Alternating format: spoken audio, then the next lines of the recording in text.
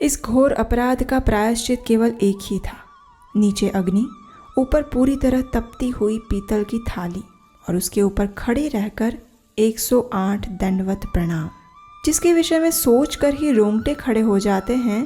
ऐसा प्रायश्चित आखिर किस लिए और कौन कर सकता है ऐसा अमानवीय प्रायश्चित? है कोई।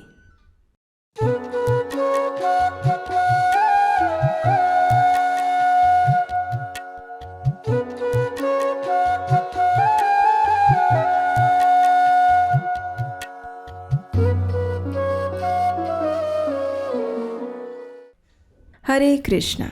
कहते हैं कि आग, पानी और समय किसी पर दया नहीं दिखाते।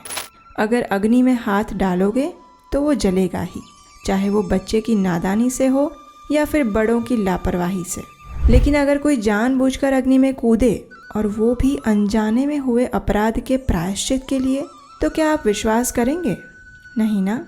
लेकिन हमारे वैष्णव संप्रदाय में एक ऐसे महान राजा हुए हैं जिन्होंने अपनी गुरु भक्ति का प्रमाण देने के लिए इससे भी भयंकर कार्य किया। आखिर कौन थे ये राजा और उस दिन ऐसा क्या हुआ था जो उन्हें ऐसा प्रायश्चित करना पड़ा? यही है आज की हमारी जगन्नाथ कथा, जिसे सुनकर आपके रोंगटे खड़े हो जाएंगे। लेकिन इस यात्रा को शुरू करने से पहले अगर अभी तक आपने अपने इस चैनल को सब्सक्राइब नहीं किया तो प्रतीक्षा मत करिए, क्योंकि आपके द्वारा सिर्फ सब्सक्राइब बटन हिट करने से आपके लिए मधुर जगन्नाथ कथा का खजाना खुल जाएगा, और वो भी सदा के लिए। तो चलिए आज की कथा यात्रा का आरंभ करते हैं। अनेक वर्षों पूर्व उड़ीसा में एक महान राजा हुए जिनका नाम था राजा कुलशेखर।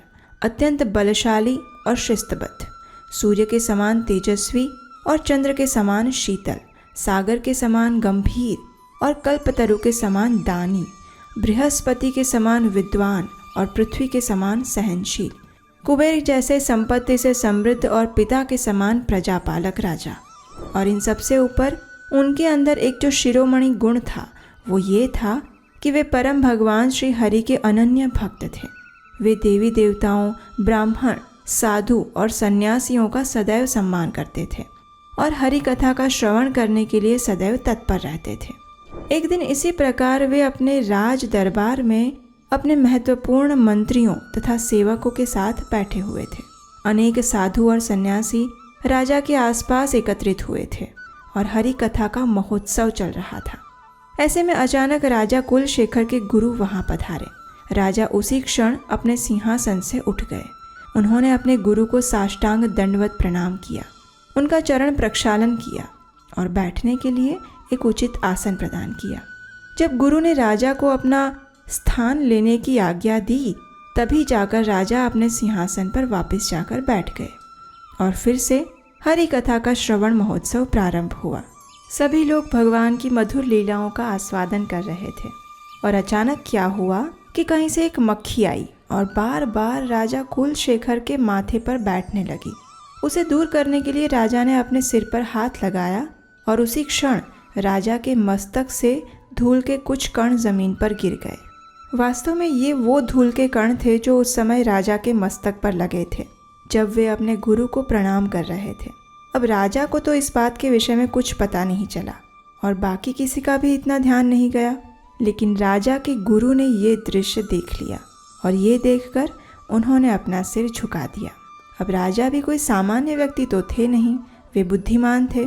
उन्हें पता लग गया कि कोई तो ऐसी बात हुई है जो मेरे गुरुदेव को पसंद नहीं आई। इसलिए राजा ने विनम्रता से अपने गुरु से पूछा, हे गुरुदेव, क्या मुझसे कोई भूल हो गई है? मुझे ऐसा क्यों लग रहा है कि आप शायद प्रसन्न नहीं हैं। बताइए गुरुदेव, मुझ मूर्ख से क्या अपराध हो गया? राजा के वचन सुनकर गुरु ने कहा, जब कोई व्यक्ति अपने गुरु के चरणों में प्रणाम करता है तो उसके माथे पर जो गुरु की चरण धूलि लगती है, उसके कारण वह व्यक्ति अपने पूर्व जन्म के उतने पाप कर्मों से मुक्त हो जाता है जितने धूल के कण उसके मस्तक पर होते हैं। लेकिन हे राजन, तुमने अपने मस्तक से उस धूल के कण को हटा दिया है, तो क्या तुम कल्पना कर सकते हो कि ऐसा करने से तुमने कितने पाप कर्म एकत्रित कर लिए होंगे? और मुझे इसी बात का दुख हुआ है कि तुमने अपने मस्तक से मेरी चरण धूल दूर कर दी और इस प्रकार तुमने अनेक जन्मों के पाप कर्मों को एकत्रित कर लिया है। गुरु के वचन सुनते ही राजा कुलशेखर के पैरों नीचे से मानो जमीन खिसक गई। वे कांपने लगे, उनके श्वास की गति तेज हो गई और बोलने के लिए उनके मुंह से शब्द नहीं निकल पा रहे थे। उनकी आंखें अश्रु से भर आई और वे एक स्तंभ की तरह स्थिर हो गए। जब तक वे वापस अपनी चेतना में आए तब तक उन्होंने देखा कि उनके गुरु वहां से प्रस्थान कर चुके थे और इस कारण राजा की मनोस्थिति और गंभीर हो गई। राजा ने अपने दरबार में बैठे विद्वानों से कहा, हे विद्वानों, मैंने अपने गुरु के प्रति घोर अपराध किया है।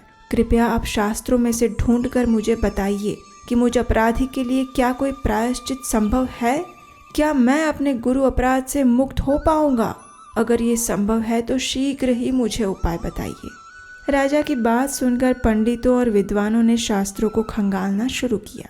एक के बाद एक वे वेद, उपनिषद और पुराणों के पन्ने पलटते गए और अंत में उन्हें कुछ मिला, लेकिन वो क्या था ये कहने की हिम्मत उनमें से किसी की नहीं थी। गुरु अपराध के लिए शास्त्रों द्वारा अत्यंत कठोर प्रायश्चित का प्रावधान था।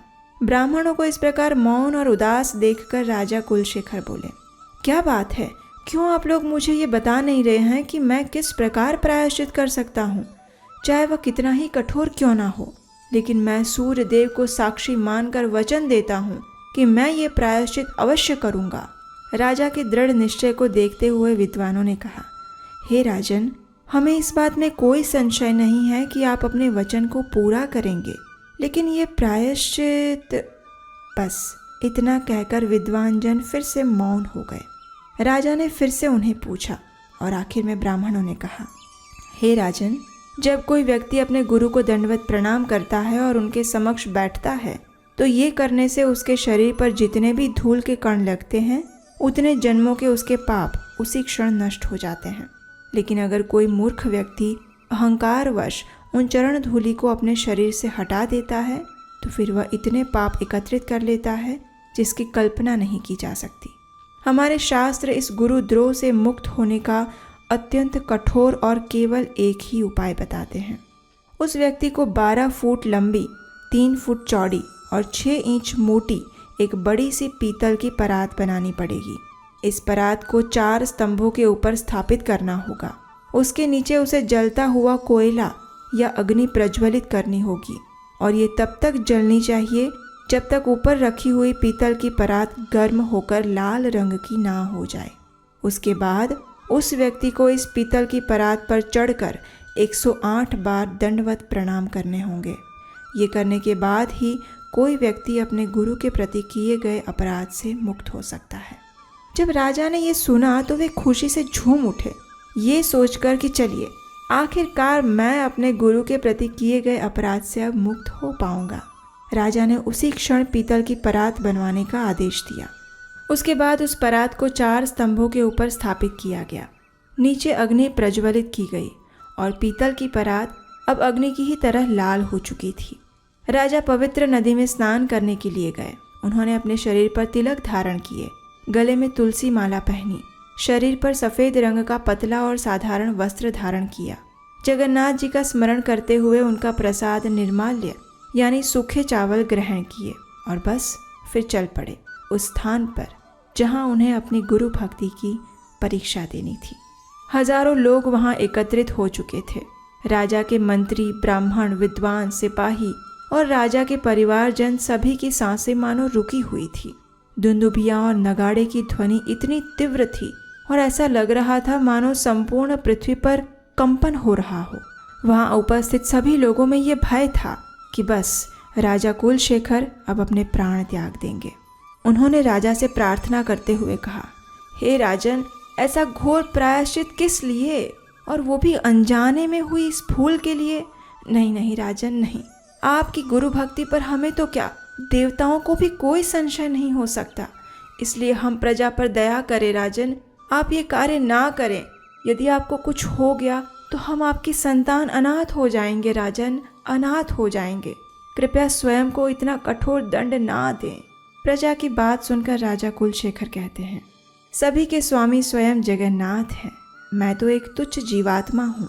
परम भगवान जगन्नाथ ही सबके पालनकर्ता और रक्षक हैं। मुझे मृत्यु का कोई भय नहीं है, क्योंकि जिसका जन्म होता है उसकी मृत्यु भी निश्चित है। इसलिए आप लोग शोक ना करें। मैं जीवित रहूं या मृत, मुझे इससे कोई फर्क नहीं पड़ता। भगवान जगन्नाथ मेरे लिए जो उचित होगा वही करेंगे। इसलिए कृपया आप लोग शांत हो जाइए और भगवान के पवित्र नामों का उच्चारण करिए।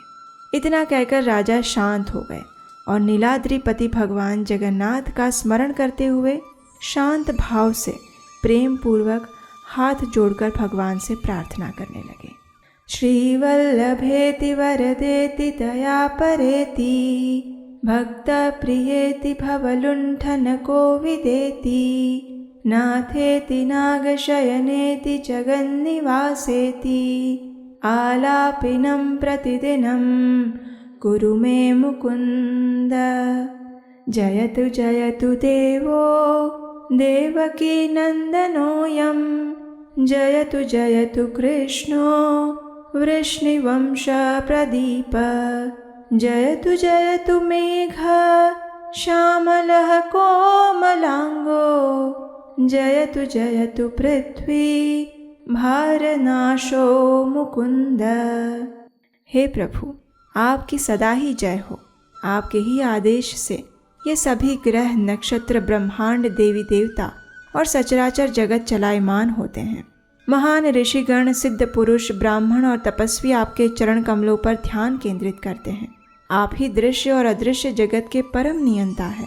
मैं तुच्छ जीव आपकी महिमा को कैसे समझ सकता हूँ। आपके चरण कमलों का आश्रय ही इस भौतिक संसार रूपी दावानल अग्नि से मुक्त कराने वाली अमृत वर्षा के समान है।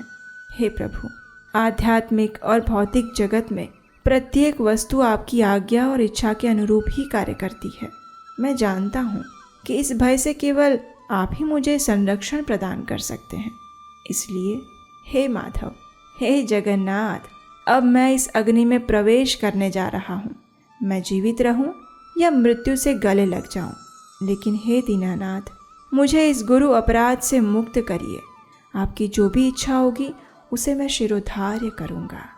बस ये कहकर राजा कुलशेखर अपनी जीवा से भगवान के पवित्र नामों का जप करते हुए, कानों से हरि कथा का श्रवण करते हुए और मन में परम भगवान का स्मरण करते हुए प्रसन्नता पूर्वक तपती हुई इस पीतल की परात पर चढ़ गए। ये परात इतनी अधिक गर्म थी कि गिली लकड़ी भी एक क्षण में भस्म हो जाती थी। और आखिर राजा ने उस परात पर से दंडवत प्रणाम अर्पित किए। जैसे ही वे प्रणाम करने के लिए लेटे, उनका संपूर्ण शरीर जलने लगा। ऐसा लग रहा था मानो बस इसी क्षण राजा के शरीर के अंग जलकर राख हो जाएंगे। राजा उठे और फिर से उन्होंने दूसरा दंडवत प्रणाम अर्पित किया। इस स्थिति में भी राजा निर्भय बने रहे और उन्होंने भगवान जगन्नाथ को याद किया। अब देखिए, जगन्नाथ जी अपने भक्तों की मनोदशा को भली भांति जानते हैं और वे अपने भक्त को इस स्थिति में कैसे देख सकते हैं, है ना? तो बस उसी क्षण वो तपती हुई पीतल की परात जल की तरह शीतल हो गई। राजा का शरीर भी ठंडा हो गया। दूसरी ओर सभी प्रजागण त्राही त्राही पुकार रहे थे। उन्हें लग रहा था कि बस अब उनके पालक राजा प्राण त्यागने ही वाले हैं।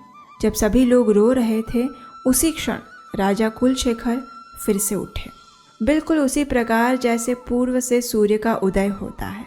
उनका शरीर कांतिमय लग रहा था।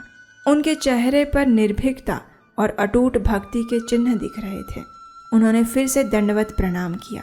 उस तपती हुई परात पर प्रणाम करते हुए राजा ऐसे लग रहे थे मानो कोई श्वेत हंस जल में शांतिपूर्वक विहार कर रहा हो। इस प्रकार राजा ने 36 बार दंडवत प्रणाम अर्पित किए और फिर पृथ्वी डोलने लगी। चारों ओर कंपन होने लगा। स्थिति की गंभीरता को देखकर भगवान जगन्नाथ उसी क्षण नीलगिरी छोड़कर उस स्थान पर प्रकट हुए। उन्होंने एक सुंदर ब्राह्मण का स्वरूप धारण किया हुआ था और वे राजा के पास पहुंच गए। उन्होंने राजा का हाथ पकड़ा और उन्हें तपती हुई परात से नीचे उतारा।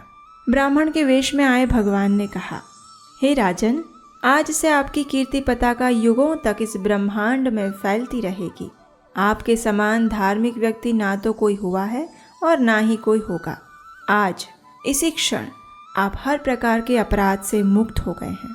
और अब आप परम गति को प्राप्त करेंगे। राजा ने ब्राह्मण के वेश में आए हुए भगवान को प्रणाम किया और आश्चर्य से उनसे पूछने लगे, लेकिन हे ब्राह्मण देव, आप कौन हैं? मैंने आपको पहचाना नहीं। तो उस ब्राह्मण ने कहा, ठीक है, तो मेरा वास्तविक स्वरूप देखो। इतना कहकर भगवान ने अपना श्री हरि का चतुर्भुज रूप धारण किया और राजा को आशीर्वाद प्रदान किया।